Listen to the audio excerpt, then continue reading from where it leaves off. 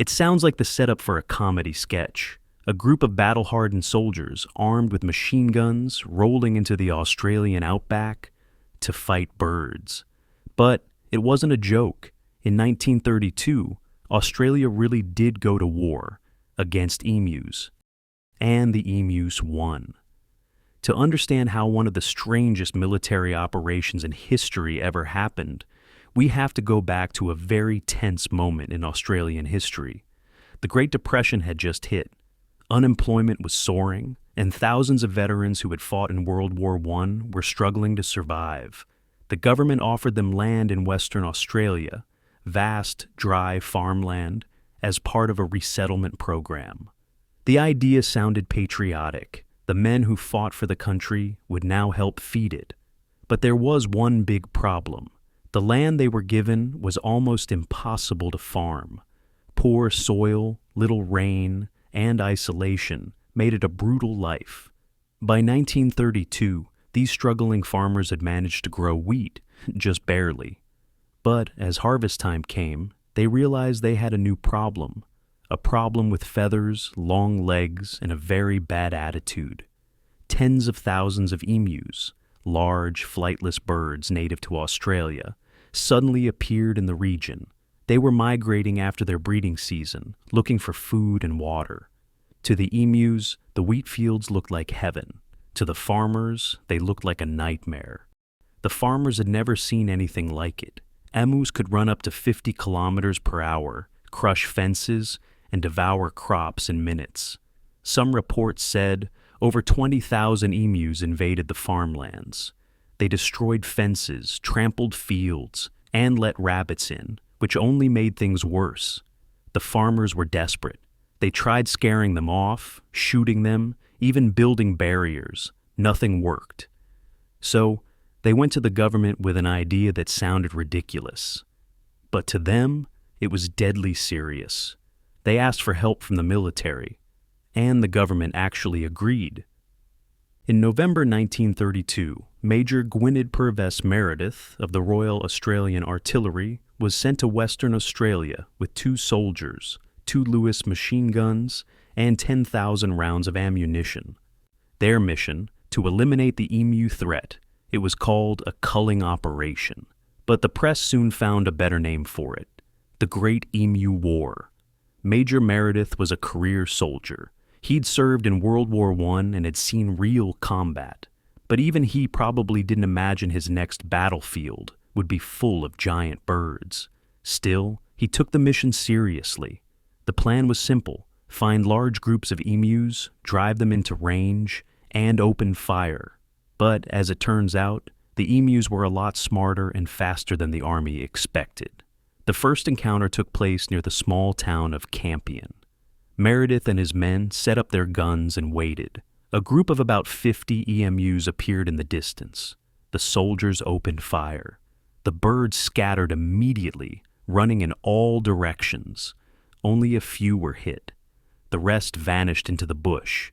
The soldiers realized they weren't fighting some dumb animals. They were fighting a swarm of small, mobile, fast targets. That didn't seem afraid of bullets. A few days later, the soldiers tried again, this time against a group of over 1,000 emus. It should have been easy, but when they opened fire, the gun jammed after just a few seconds. The emus once again escaped, almost unharmed. The soldiers soon learned that the emus moved in small groups, almost like guerrilla fighters. One flock would act as a decoy, drawing attention, while others spread out. They'd attack the fields in waves, moving quickly and unpredictably.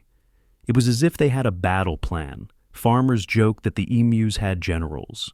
Major Meredith himself admitted that they displayed remarkable tactical organization. As days passed, the soldiers began to develop a strange respect for their enemy. They noticed how the emus seemed to operate like small units, one bird standing tall like a lookout while others fed. And when the gunfire started, the leader would let out a deep booming sound, and the entire group would scatter in perfect coordination. Major Meredith even joked that if he could train them, they'd make the best scouts in the army. The irony wasn't lost on anyone. Battle-hardened men, veterans of the Great War, now being outsmarted by birds with brains the size of walnuts. But as ridiculous as it seemed, every failed ambush started to chip away at their morale and their pride. At this point, you might think the military would give up, but they didn't. They doubled down. They decided to mount the machine guns on a truck so they could chase the emus across the plains. The idea sounded good until they tried it. The ground was rough and uneven, and the truck couldn't go fast enough. The emus easily outran it, and the gunners couldn't aim properly on the move. To make things worse, the recoil of the gun made it even harder to hit anything. By the end of the day, they hadn't hit a single bird. By mid-November, after days of failed ambushes and wasted ammunition, the soldiers were exhausted. They'd fired thousands of rounds, and estimates suggested that only about 200 emus had been killed. That meant they were using about 50 bullets per bird. Newspapers caught wind of the fiasco and had a field day. Headlines mocked the army's failure. Emus defeat military. Birds outsmart machine guns. The public loved it. It became a running joke, Australia's war against emus. But for the farmers, it wasn't funny.